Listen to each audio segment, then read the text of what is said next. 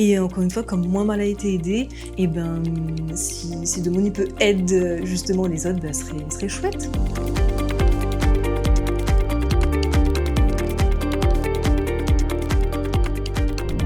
Bonjour et bienvenue dans Aide Azote pour ni parents, c'est le podcast qui explique à Azote tout sur le don d'ovocytes et le don de spermatozoïdes ici à La Réunion. Alors donner ses gamètes, c'est vraiment faire preuve d'une certaine générosité, une générosité sans pareil, m'a envie de dire, parce que ça permet à des couples que bien souvent on est dans la difficulté de connaître les joies de la parentalité, ça permet aussi à des femmes que les toutes seules de devenir maman, de connaître ce petit bonheur-là. Donc c'est vraiment quelque chose de grand que Zati fait là. Bonjour à toutes les deux. Aujourd'hui, m'y reçoit le docteur Fontaine qui est gynécologue donc au Centre d'assistance médicale à la procréation du CHU de Saint-Pierre. Bonjour Aurélie. Et également Aurélie, voilà, nous récente Aurélie aujourd'hui, donneuse d'ovocytes, et elle a également reçu un don de spermatozoïdes, et on va revenir sur cette belle aventure humaine. Alors Aurélie, moi on a une petite question pour vous, vous connaissez bien le processus parce qu'on l'a donné des gamètes, ou l'a reçu également, parle-nous un petit peu de votre histoire. Alors, tout a commencé en 2021, fin 2021. Nous, on a pris contact avec ma compagne, du coup, avec le CECOS, le centre de Saint-Pierre.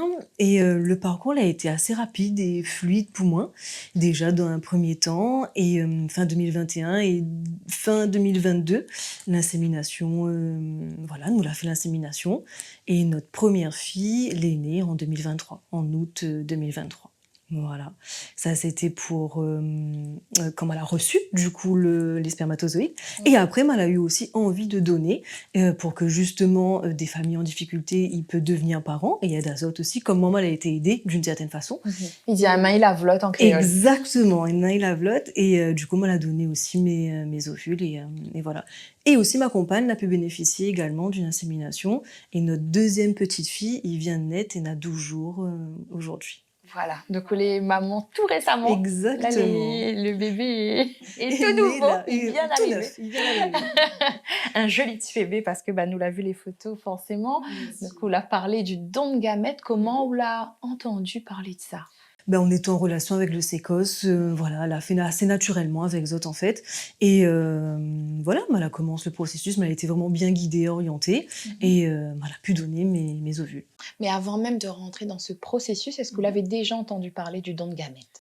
Non, pas vraiment, pour être honnête, c'est vraiment en commençant le parcours de PMA, en ayant notre premier enfant, que là voilà, m'a commencé à renseigner, à discuter avec les médecins, et c'est de fil en aiguille que m'a l'a donné.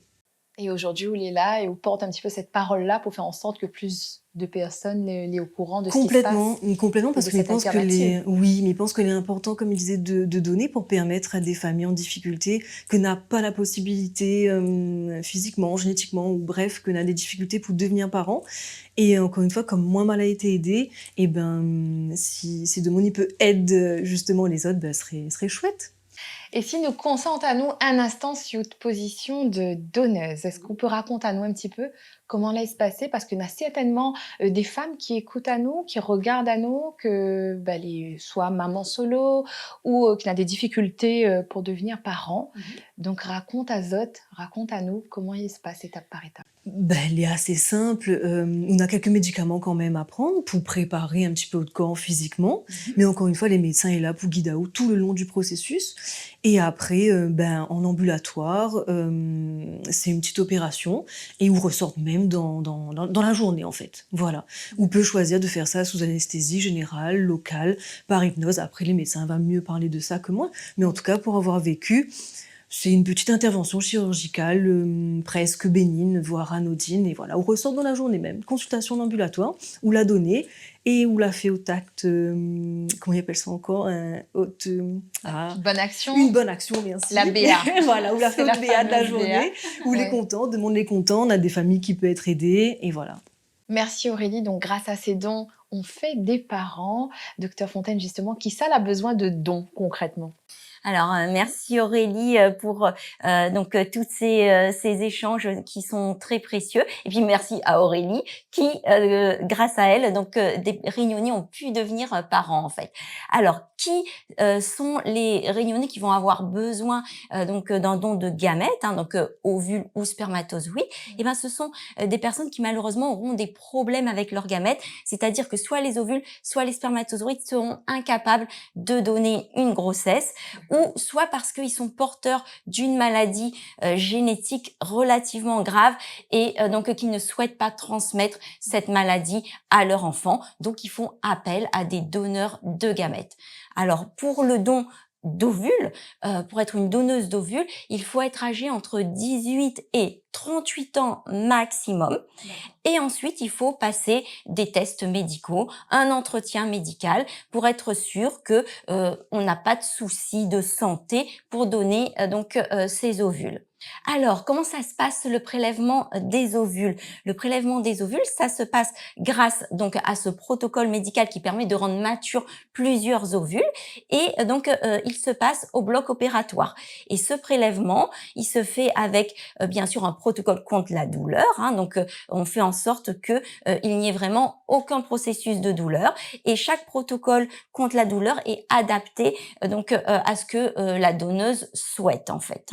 Et donc du coup, une fois que ce prélèvement est réalisé, les ovocytes sont récupérés et ils vont au bloc opératoire pour être fécondés et fabriquer les petits embryons pour faire les parents.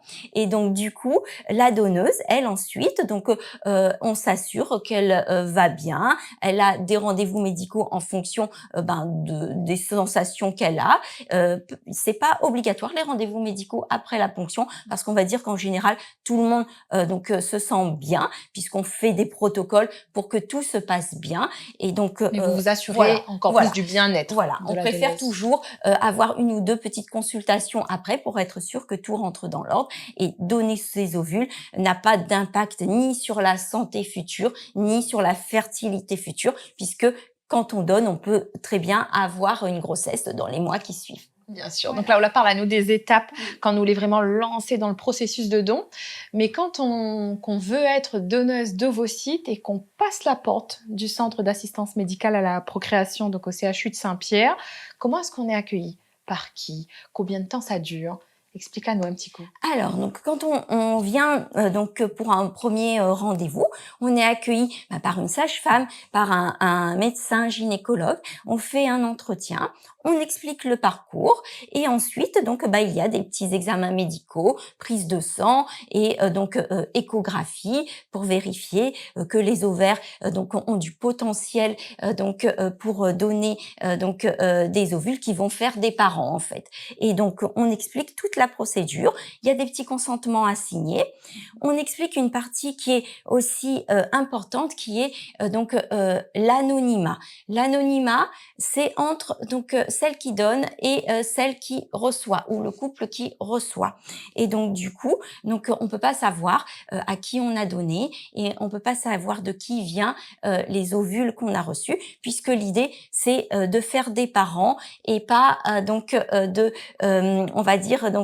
chercher de qui vient l'ovule. C'est un don, c'est une générosité et donc du coup on explique ce type de relation qu'on va avoir. Mais par contre l'enfant, quand il sera majeur, s'il le souhaite, pourra lui par contre avoir des informations sur sa donneuse et même connaître son identité. Et moi, j'avais une question vraiment particulière pour vous, docteur Fontaine. C'est que on est là au tout début du processus, on l'a dit, la potentielle donneuse est reçue par un médecin gynécologue, donc certainement par vous, parfois. Oui. Et puis, le jour de l'accouchement, des fois, on retrouve ces patients-là. Donc, on a ce sentiment que la boucle est bouclée. Oui. Alors, moi, je veux savoir que ça, on ressent à ce moment particulier. C'est vrai que le hasard peut faire que on a croisé, on s'est occupé personnellement du couple qui a reçu le don de gamètes. Et ensuite, moi, comme je suis aussi obstétricienne, je suis parfois les grossesses de ces couples. Et ensuite, le hasard peut faire que quand je suis garde, je tombe un jour où c'est l'accouchement va pour le couple. Et donc là, c'est merveilleux parce qu'on a l'impression effectivement que la boucle est bouclée. On a voulu faire des parents, on a réussi à faire des parents et c'est merveilleux. Et est-ce qu'on a pu assister à l'accouchement d'Aurélie, notamment? Oh non, on Non. n'est pas sur le même C'est secteur. ça, Voilà. malheureusement, non. Elle est sectorisée. Oui. Donc après, tout se passe bien une fois que c'est lancé. Hop, Voilà. la balle est dans Exactement. le camp de la future maman Voilà. et de la nature surtout. Donc Aurélie, vous a dû suivre un processus particulier pour devenir maman et pour aider d'autres personnes à devenir parents. Et certainement, on la parle de ça autour de vous, à des amis, à la famille. Explique-nous comment laisse passer, c'était quoi votre réaction? C'est plutôt les questions. Mes amis ou ma famille avaient beaucoup de questions sur justement l'identité des donneurs, parce que comme j'ai dit, moi j'ai porté notre première fille et ma compagne a porté la deuxième. Et la question qui revenait le plus souvent, c'était est-ce que c'est le même donneur? Et en fait, non, c'est pas le même donneur parce que ma compagne est métisse. Et pour appareiller, on appelle ça comme ça, pour appareiller le mieux. Donc moi, j'ai eu un donneur avec un cariotype un peu métissé. Et elle a eu un donneur avec un profil plutôt oreilles, yab, comme moi en fait. Oui. Et du coup, les deux petites filles, les métisses. Et voilà, c'était la question vraiment qui ressortait le plus souvent. Est-ce que c'était le même donneur? Voilà. Et après, il y a de la curiosité un petit peu forcément. Et voilà, il pose 2-3 questions, mais voilà, il m'y répond et m'y explique le parcours généralement, soit du don, soit comment on l'a reçu, comment l'a été fait aussi, comment, est-ce que c'était une insémination artificielle, est-ce que c'était une fécondation in vitro, la différence entre les deux. Donc pour moi c'était une insémination artificielle, hein, tout simplement, hein. Pour parler, pour expliquer un petit peu, c'est une petite pipette qu'ils mettent au fond du vagin, et voilà. Au moment de l'ovulation. Exactement, l'ovule est mature à ce moment-là, parce qu'il a été préparé un petit peu en amont, et voilà, il est assez simple et il ressemble à ce que la nature y fait en fait, tout simplement. D'accord, donc on a ces deux possibilités-là. Donc l'insémination artificielle ou la fécondation in vitro. Rapidement, docteur Fontaine, la différence entre les deux. Version simple. Ah, Pas version cours de simple, médecine, c'est parce ça. que moi, Non, ma non, que non. 6 mois en médecine, c'était pas assez, docteur Fontaine, pour moi comprendre Alors, tout. donc l'insémination de sperme, c'est prendre du sperme et le déposer dans l'utérus pour que le sperme fasse tout seul le travail, pour que les spermatozoïdes trouvent tout seul l'ovule. Et la fécondation in vitro, in vitro, c'est-à-dire que tout se passe en dehors du corps, ça se passe dans des petites boîtes en verre, donc in vitro, et donc c'est là que la fécondation se passe. Donc le choix entre l'une ou l'autre des techniques dépend de la fertilité de la femme qui va recevoir. Si elle a un problème de trompe, on va faire la fécondation in vitro, c'est-à-dire que si ces trompes marchent pas pour que le spermatozoïde trouve l'ovule dans la trompe, du coup, on fait la fécondation in vitro. Mais si ces trompes marchent, on fait l'insémination de sperme. Dans les deux cas, il y a une petite préparation des ovules à faire, qui sont le fameux traitement avec les injections. Donc c'est la même chose pour les deux, sauf que le protocole hormonal est différent selon qu'on veut faire une insémination ou une fécondation in vitro, c'est juste des dosages qui changent. Et s'il peut rebondir, on a point de problème de fertilité, du coup, insémination, l'attraper direct. Voilà. Ah oui, une fois fini. La passe crème. Exactement, pour moi et pour ma compagne. Donc, il peut être un parcours, parce que souvent il dit aussi les parcours les difficiles, les longs, etc. Ouais. Il peut aussi avoir des parcours facilitants et voilà, et aussi assez simples, où on a quelques examens médicaux, le corps est préparé, et on fait une insémination, et on tombe enceinte, et après on est notre bébé. Il peut aussi bien marcher, bien fonctionner pour certains coups. Et ça, c'est chouette. C'est un message qu'il est important, mais pense, de diffuser. Au moins, tout le monde y entend que c'est pas forcément des freins et des difficultés. C'est simplement des solutions apportées. Voilà, parce adaptées. qu'en fait, nous, l'équipe médicale, bien sûr, il y a les techniques, insémination, fécondation in vitro, mais on est aussi là pour adapter ça à la fertilité de chacune et de chacun. L'équipe, c'est son rôle. Donc, les techniques... Donc tous les laboratoires savent les faire, mais nous, l'équipe, on est là pour dire, pour vous, ce qui vous correspond le mieux, pour que ce soit le plus rapide, c'est telle technique. Voilà. Un accompagnement à la carte. À la carte, adapté. Alors Aurélie, on a beaucoup parlé du déroulé, du process, du parcours de la donneuse et maintenant de la receveuse. Que ça y donne. Nous connaissons qu'on la passe par une insémination artificielle, mais étape par étape, comment est-ce que ça s'est déroulé? Alors, étape par étape, si je me souviens bien, comme on l'a dit, on passe la porte du sécos, on a des entretiens avec les différents médecins. Ils expliquent là ou bien le processus, les analyses de sang, les échographies, pour voir si les trompes n'est pas bouchées notamment. Moi, les miennes, comme elle a dit, elle était bon. Donc, quelques mois après, allez, disons, on a commencé en mars, en novembre, l'insémination était faite. Donc, après les examens, quand tout les OK, les validés par l'équipe médicale, l'insémination les fait.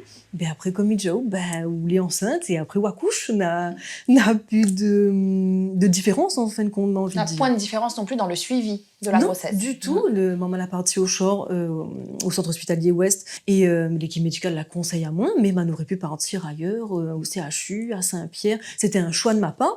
Et après, par exemple, pour la grossesse de ma compagne, n'avait pas de médecin que l'a suivi à nous en particulier, et c'était un suivi tout à fait lambda. Voilà. Et pourquoi il est important pour vous d'aider les autres parents? Déjà, comme elle a dit, parce que moi-même, elle a été aidée. Et sans cette aide-là, je n'aurais pas pu devenir moi-même parent. Donc, je trouve normal de rendre l'appareil, tout simplement. Et quel message vous aurez à donner aux futurs potentiels parents qui écoutent à nous, qui regardent à nous, que les peut-être dans le doute? L'ami parle des receveurs, mais aussi des donneurs. Quel message, Néna, De dire aux autres de ne pas hésiter, de franchir la porte du sécos et soit d'aider à devenir parent ou que va aider Azot à devenir parent, justement. Soit l'un, soit l'autre.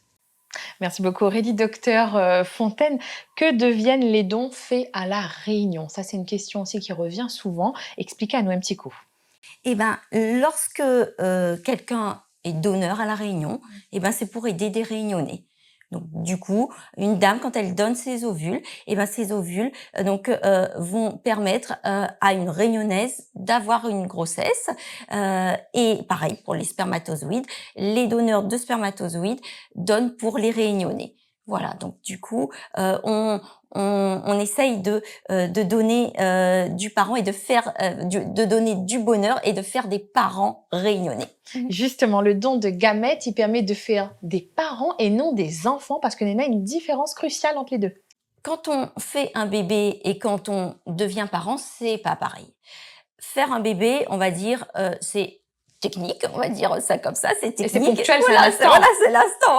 L'instant. L'instant varie selon chaque personne, mais faire un bébé, c'est technique. Être parent, c'est autre chose. C'est s'occuper de l'enfant, être avec l'enfant pour toute sa vie, lui apporter l'amour, la sécurité, être là quand l'enfant a des doutes, c'est ça être parent.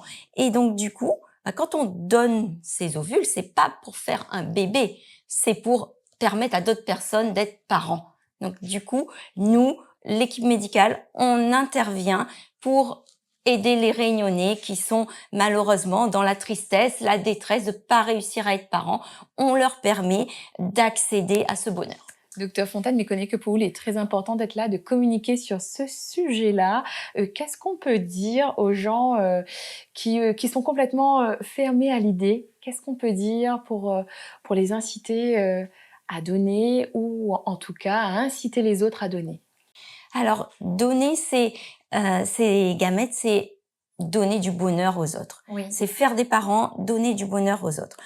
On a malheureusement aujourd'hui beaucoup de femmes ou de couples qui sont dans la détresse de pas réussir à être parents parce qu'il y a un problème d'ovules ou de spermatozoïdes.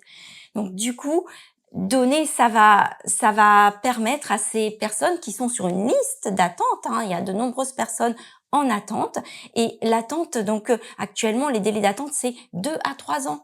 Parce qu'on n'a pas assez de donneurs et de donneuses et de donneuses d'ovocytes, donneurs de spermatozoïdes. Donc du coup, on a besoin de la générosité des Réunionnais pour que d'autres Réunionnais puissent devenir parents et attendre moins longtemps. D'accord, et puis mieux communiquer, c'est aussi mieux informer la population. D'ailleurs, pour ça qui passe Azot, encore des questions. On a 2 sites internet à aller voir absolument, c'est dondespermatozoïdes, pluriel.fr et dondovocytes.fr. Et puis vous êtes présents aussi sur le terrain pour informer. Oui, alors on est toujours présent, on répond toujours aux questions.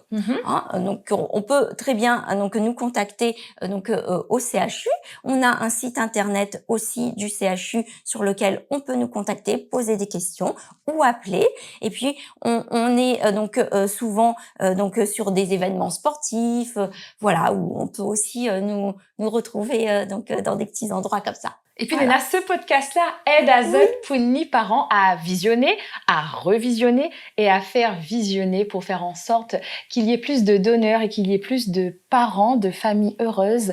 Merci Aurélie pour votre présence et pour votre générosité. Avec plaisir, vraiment. Et merci Docteur Fontaine pour ces précieuses informations partagées. Maintenant, moi les mieux informés, mais j'espère que ça qui regarde à nous et ça qui écoute à nous aussi. Mais rappelle Azot que Néna, les 2 sites internet à aller voir absolument. Donner pour faire des parents nos comptes Suzot. À bientôt.